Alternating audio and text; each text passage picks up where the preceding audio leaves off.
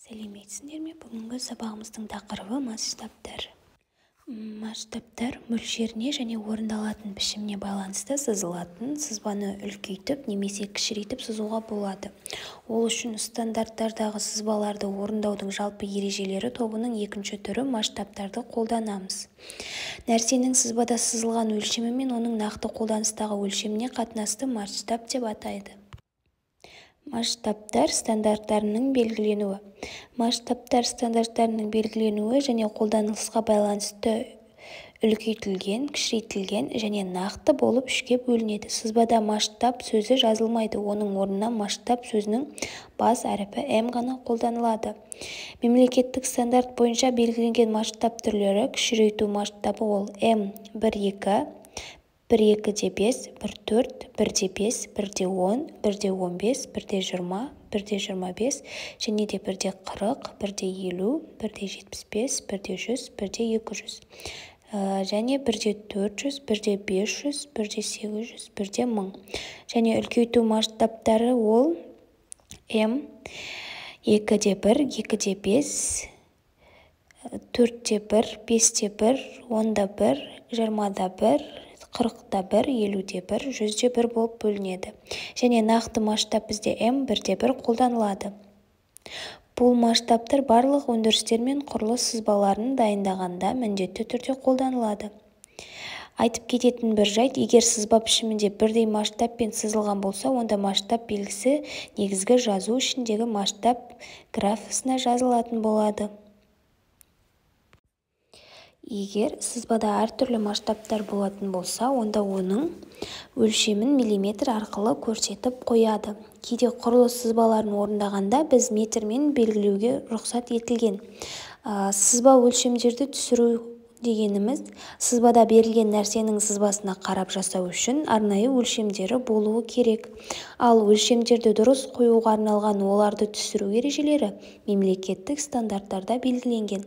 Сызбада берілген сызбаның өлшемдерін қою үшін алдымен сызбаның контурына шығу сызықтарын сызамыз. Шығу сызығы нұсқадан стандарт бойынша 1-5 мм шығып тұруы керек. Дегенмен бұл ұзындық 2-3 мм болғаны дұрыс. Осы шығару сызықтарын перпендикуляр болған өлшем сызығын сызамыз. Нәрсенің күрделілігіне байланысты өлшем сызықтарының бір немесе бірнеше параллель сызықтары болады. Стандарт бойынша өлшем сызықтарының аралары 6-10 мм болуы тиіс. Бізде ол 6-шы суретте көрсетілген. Алайда бірінші өлшем сызығын контурдан 10 мм, ал келесі өлшем сызықтарын осы сызықтан 8 мм арақашықтықта сызған дұрыс болады.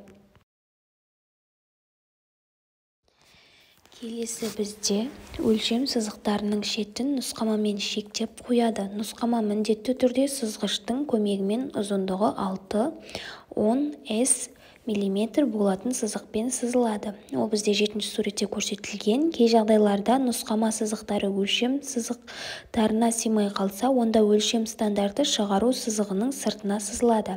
Айта кету керек жайт: құрылыс сызбаларында өлшем сызықтарының шеттерін оңнан солға қарай 45 градус болатын, ұзындығы 2-4 мм болатын көлбеу сызықпен шектеп қояды. Ол бізде 8-ші суретте көрсетілген. Және де өлшем сызығының үстіне биіктігі 3-5 мм болатын өлшем санын сызып қоямыз. Келесі айта кететін жайттардың бірі: егер бір ғана өлшем сызығы болатын болса, онда өлшем саны өлшем сызығының ортасына сызылады. Ал егер бірнеше өлшем сызықтары болатын болса, онда өлшем саны шахмат тәріздес болып сызылады. Бұл жағдайда кіші өлшем саны бірнеше контур сызығына жақын орналасады. Осыдан кейін одан үлкен өлшем сызығы сөйтіп жалғасып кете береді. Айта кету керек: контурлық шығару өстік және центрлік сызықтармен өлшем сызығы ретінде қолданылып, өлшем санын сызуға болмайды. Келесі бізде сызба бұрыштық өлшемдері градуспен, минутпен және секундпен белгіленеді. Бірақ бұл өлшемдер сызбада жазылмайды. Бұрыштың өлшемін өлшем санымен өлшеп, сызығының ортасына, төбесіне шеңбер доғасы арқылы көрсетіп қоямыз. Шығару сызықтарын өз бойымен тарамдап жүргіземіз. Сызбада шеңбердің радиусын латынның бас әрпі R-мен белгілеп, қасына өлшем саны жазылып қойылады. Ол бізде 9-шы суретте көрсетілген радиустың белгісі мен саны бірдей биіктікте сызылуы тиіс. Сызбада радиус өлшемі сызығы шеңбердің ортасынан басталған. Бұл сызық шеңбер доғасына дейін созылып бір нұсқама сызығымен аяқталған. Келесі бізде шеңбердің диаметрі өлшем санының алдында V таңбасын қою арқылы көрсетілген. Ол бізде 10-шы сурет. Сызбада диаметрдің өлшемі сызығын шеңбердің ортасынан өтіп, екі шетіне дейін созылатын екі нұсқама сызығымен аяқталатыны, өлшем сызығымен белгіленіп қоятыны. Айта кету керек жайттардың бірі диаметр белгісіндегі қиғыш сызықша биіктігі өлшем санының биіктігіне тең болуы тиіс. Бізде 11-ші суретте шеңбердің радиусы мен диаметрінің көрсетілуі мысалдары келтірілген. Жаңа тақырыпты бекіту мақсатында сіздерге сұрақ қоятын боламын. Бірінші сұрақ: масштабтар дегеніміз не?